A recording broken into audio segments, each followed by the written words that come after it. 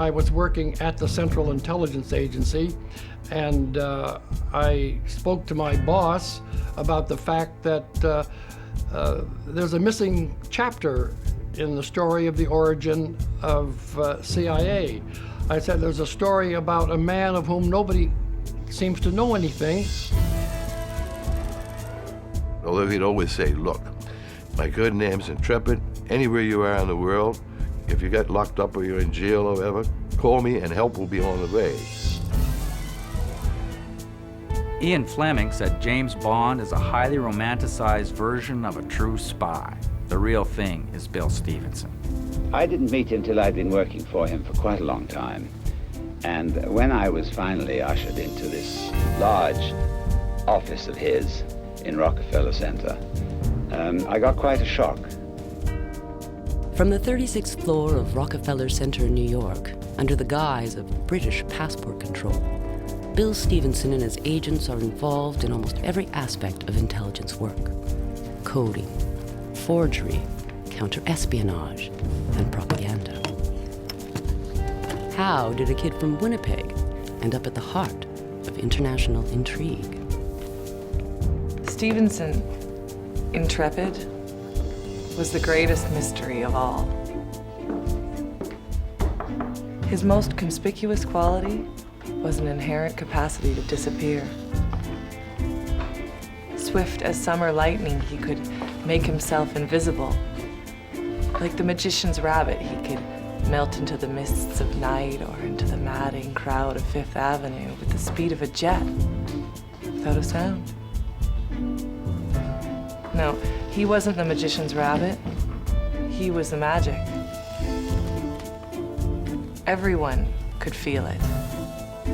No one can explain it. I think the genius of people who work in that art, espionage, and it is an art, not a science, in my judgment, is they have an ability to absorb knowledge very quickly, to gather information, analyze that information, interpret that information, and form a judgment in a way which most of us don't. World War II was one of the most valuable military victories of modern history. A number of countries pulled together. And in that, the pulling together the intelligence services was critical. And Sir William's role in that is undeniable and unarguable. Sir William Samuel Stephenson, the celebrated spy master who became an inspiration for Ian Fleming's James Bond. Some feel he's the pivotal person who helped save England and defeat Nazi Germany. Yet much that has been written about him is fiction. In 2 best-selling biographies, all the information on Stephenson's youth is fictitious. His parents' names are wrong. His date of birth is wrong. The school he was supposed to have graduated from did not exist. In wartime, Churchill said, the truth was so precious it had to be surrounded by a bodyguard of lies. Bill Stephenson said, nothing deceives like a document. When he walked, you know, as though he had little springs under the balls of his feet, even when he walked across his office to shake hands with you. And very pale eyes. And unlike most small men, he never stuck his head up to look at you like that.